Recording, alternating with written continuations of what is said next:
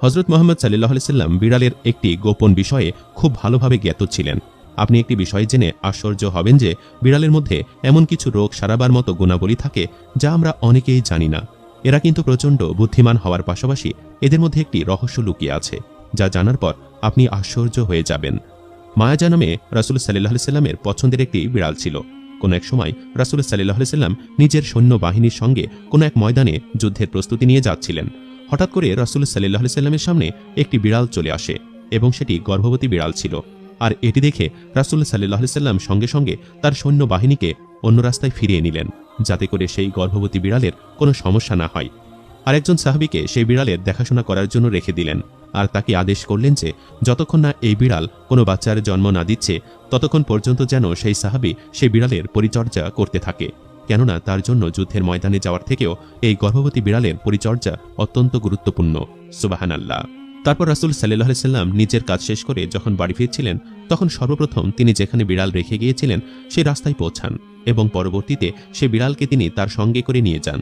তারপর সে বিড়ালের নাম রাসূল মায়াজা রেখেছিলেন। তারপর বাকিটা জীবন সেই বিড়ালটিকে তিনি তার সঙ্গে রেখে দেন। বিড়ালের ব্যাপারে রাসূল সাল্লাল্লাহু আলাইহি সাল্লাম আরও 1400 বছর আগে যা বলে গিয়েছিলেন, আজ বিজ্ঞান তা বিভিন্ন যুক্তির মাধ্যমে সত্যতা প্রমাণ করতে পেরেছে। হযরত আদম আলাইহিস সালামের পর আল্লাহ রাব্বুল আলামিন সর্বপ্রথম দুইটি জন্তুকে সৃষ্টি করেছিলেন।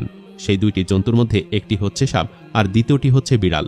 আর এই বিড়ালের মধ্যে আল্লাহ রাব্বুল আলামিন বিশেষ কিছু গুণাগুণ রেখে দিয়েছেন, যে সকল গুণাগুণের ফলে মানুষ অনেক লাভবান হয়। বিজ্ঞানসম্মতভাবে ঘরে বিড়াল পালা মানুষের জন্য খুবই লাভজনক একটি কাজ।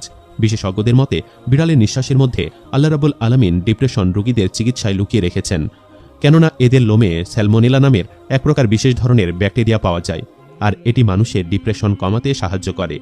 রাসূল সাল্লাল্লাহু আলাইহি সাল্লাম বলেছেন, একটি মহিলাকে শুধুমাত্র বিড়ালের জন্য আযাব দেওয়া হয়েছিল, কেননা সেই মহিলাটি একটি বিড়ালকে বন্দী করে রেখেছিল। এমনকি একটা পর্যায়ে সেই বিড়ালটি মারা গিয়েছিল এবং সেই মহিলা এই জন্য জাহান্নামে গিয়েছিল। রাসূল সাল্লাল্লাহু আলাইহি সাল্লাম জানিয়েছেন, বিড়াল নাজায়েজ বা অপবিত্র কোনো প্রাণী নয়। আম্মাজান হযরত আয়েশা রাদিয়াল্লাহু তাআলা আনহা আরও এক জায়গায় বর্ণনা করেছেন, আমি রাসূল সাল্লাল্লাহু আলাইহি সাল্লামকে বিড়ালের খাওয়া অবশিষ্ট পানি দিয়ে ওযু করতে দেখেছি। রাসূল সাল্লাল্লাহু আলাইহি সাল্লাম আরও একটি জায়গায় ইরশাদ করেছেন, একটি বিড়ালের মুখ সবথেকে বেশি পরিষ্কার হয়ে থাকে। আপনারা সবসময় দেখে থাকবেন যে একটি বিড়াল সবসময় নিজেকে পরিষ্কার পরিচ্ছন্ন রাখে। সাধারণত বিড়ালের গায়ে খুব বেশি ময়লা আবর্জনা দেখতে পাওয়া যায় না।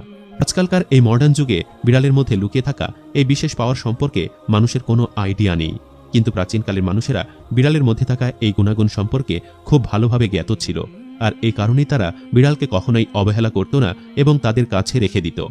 ফ্রান্সের গবেষকদের একটি রিপোর্ট অনুযায়ী বিড়ালের এই ফ্রিকোয়েন্সি মানুষের শরীরে ক্লান্তি ভাবটি দূর করে দিতে পারে। সেই সাথে এটিও বলা হয়ে থাকে যে একটি বিড়াল পাশে থাকলে মানুষের ক্ষত খুব তাড়াতাড়ি ভালো হয়ে যায়। এমনকি বিড়ালের এই ফ্রিকোয়েন্সির জন্য মানুষের হার্ট অ্যাটাকের ঝুঁকি বিশেষভাবে কমে যায়।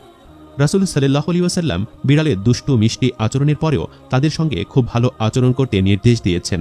যদি কোনো বিড়াল কোনো প্রকার খারাপ আচরণ করে থাকে তাহলে তাকে না মেরে দূরবর্তী কোনো স্থানে রেখে দেওয়াই বুদ্ধিমানের